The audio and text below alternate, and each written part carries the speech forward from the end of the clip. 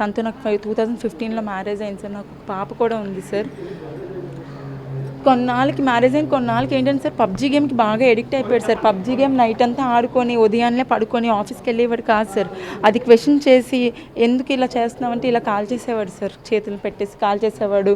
ఎప్పుడైనా అమ్మాయిలతో illegal affairs ఉన్నాయి ఇది ఎప్పుడైనా నాకు తెలిసింది ఒక రికార్డ్ విన్నాను ఒకసారి సార్. అది తెలిసినప్పుడు అడిగితే ఫస్ట్ ఫ్లోర్ నుంచి ఇలా తోసేశాడు సార్ నన్ను. అంటే ఈ గాయాలన్నీ ఏంటి అసలు? అదే సార్ తను ఫస్ట్ ఒకసారి అయితే లేట్గా ఎందుకు వచ్చామని అడిగాను సార్. అడిగిన రోజు చెయ్యి కాల్ చేశాడు, పెనం పెట్టి కాల్ చేశాడు సార్. పెనం పెట్టి కాల్ చేశాడు. ఇదంతా మా మ్యారేజ్ ఆల్బమ్ సార్.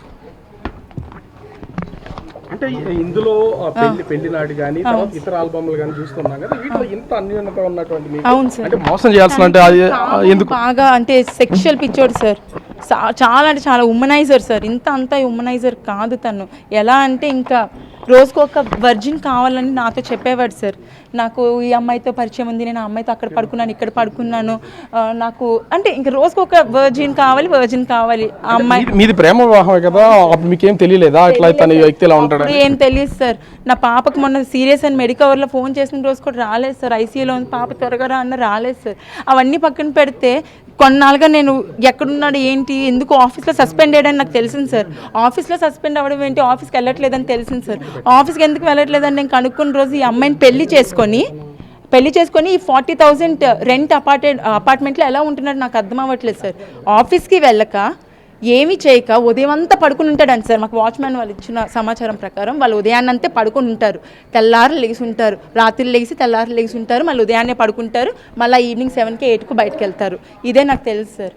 ఇంకా ఈ చూస్తున్నాను ఎప్పుడైతే మ్యారేజ్ అయిపోయిందని నేను కన్ఫర్మ్ చేసుకున్నాను సార్, ఆ రోజు ఇంకా బయటకు వచ్చేయాలని నేను ఫిక్స్ అయ్యాను. ఈ ఒక్క ఆమెనా పెళ్లి చేసుకున్నారా లేకపోతే ఇంకా వేరే ఎవరితోనైనా పెళ్లి చేసుకుని ఉండొచ్చా? మీకు ఏమైనా డౌట్స్ ఉన్నాయా? ఇల్లీగల్ అఫైర్స్ అయితే కుప్పలు ఉన్నాయి సార్. దాని ప్రతి ఒక్క ఎవిడెన్స్ నా దగ్గర ఉంది సార్. అడిగినందుకు నన్ను రాచి రంపాలు పెట్టి కొట్టి చంపేసేవాడు సార్. ఇప్పుడు నేను రెడ్ హ్యాండెడ్గా వెళ్ళి పట్టుకున్నప్పుడు వాళ్ళిద్దరు కలిసి పడుకుని ఉన్నారు సార్. ఇల్లీగల్ అఫైర్స్ ఉన్నాయని చెప్పినట్టు మీరు ఎందుకు మరి ఇంతకాలం వెయిట్ చేస్తూ వచ్చారు?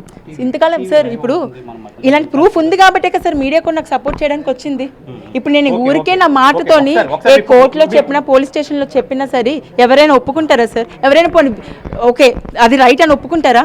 ఎవరికైనా కావాల్సిన ప్రూఫే సార్. నేను రెడ్ హ్యాండెడ్గా పట్టుకున్నాను కాబట్టి అతనికి సంబంధించి మీకు ఒకటే చెప్తున్నాడు, ఏ విధమైనటువంటి ఇబ్బంది లేదు, నాకు ఇది రోజు మామూలే, వాళ్ళు కేవలం నా మీద అలిగేషన్ చేస్తున్నారు, నేను అట్లా ఎలాంటి తప్పు చేయలేదని చెప్తున్నాడు సార్. మీకు ఒక్క విషయం చెప్తాను, ఏ ఆడపిల్ల ఒక పాప ఉండి ఫ్యామిలీని ఇలా రోడ్డు మీద బజార్లో పెట్టుకుని, నేను ఒక వెల్ రెప్యూటెడ్ ఫ్యామిలీ నుంచి వచ్చాను సార్.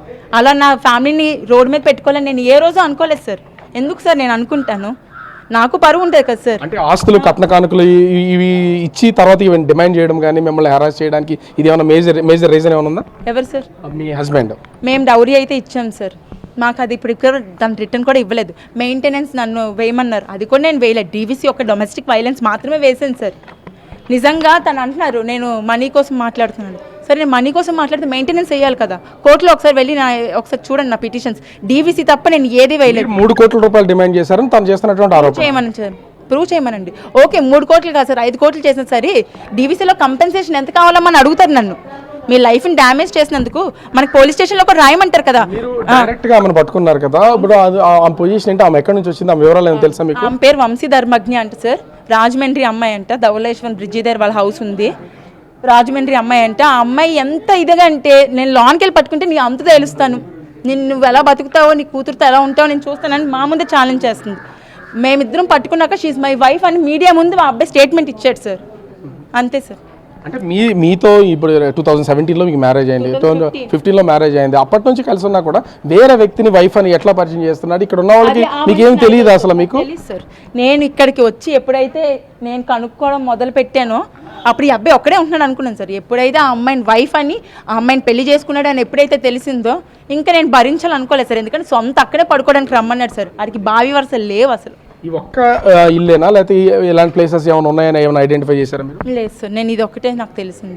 ఇంతకు ముందు నువ్వు కూడా నాకు తెలియదు.